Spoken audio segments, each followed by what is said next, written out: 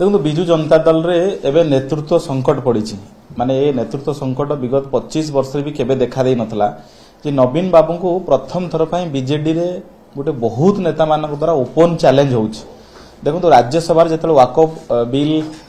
आसिला सेतेबेले प्रथमे आस्तिला जेबे जेपीसी को जिबा पूर्वरु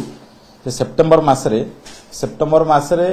निजे नवीन बाबू गणमाध्यम रे कहितिले ता विजु जनता दल रो ऑफिशियल प्रेस रिलीज थिला जे आमे वाकफ बोर्ड को विरोध करिवु कि जेतले बिल आसुची विजु जनता दल हुईप जारी करि पारला नाही। आर माने हला जे नवीन बाबू को मन रे भय रहिला जे हुईप जारी कले आम राज्यसभा सांसद माने हुए तो से हुईप को मानिबे नाही। एथरो गोटे कथा प्रमाणित होउची जे विजु जनता दल रो तांको राज्यसभा सांसद को ऊपरे एवं नवीन बाबूंकर तांको दल ऊपरे आउ से पूर्व कर्तृत्व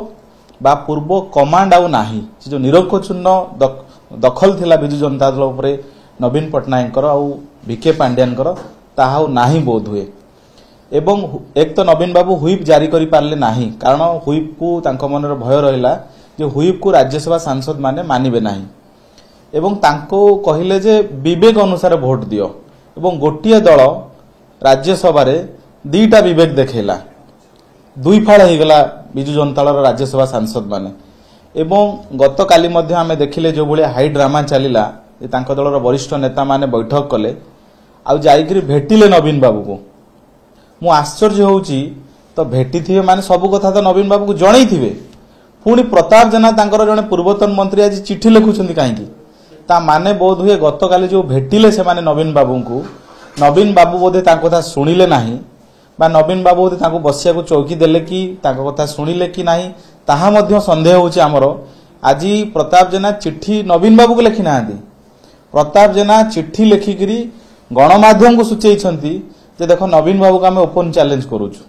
एवं जो कथा काली आलोचनार समाधान होबार थला तांको दल भितरे से कथा आज प्रताप जेना चिठी लिखिबा जाय गला काहेकि तो एक कथा प्रमाणित करूची जे विजु जनता दल भितरे एबे तांको वरिष्ठ नेतृत्व माने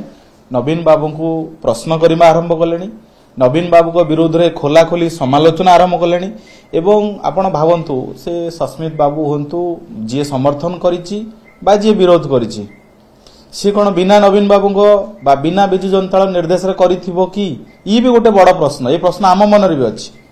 एवं जदि सेमाने नवीन बाबू को निर्देश को मानि छंती ताहले जो वरिष्ठ नेता माने बैठक करूछंती असंतोष जाहिर करूछन जे काहे कि वाकफ को विरोध हला ई तो सीधा सड़क नवीन बाबू को निष्पत्ति को चैलेंज होउछ। तेणु विजु जनता दल जो निर्वाचन हारिबा परे जो स्थिति को जाइथिला एबे सेमाने आहुरी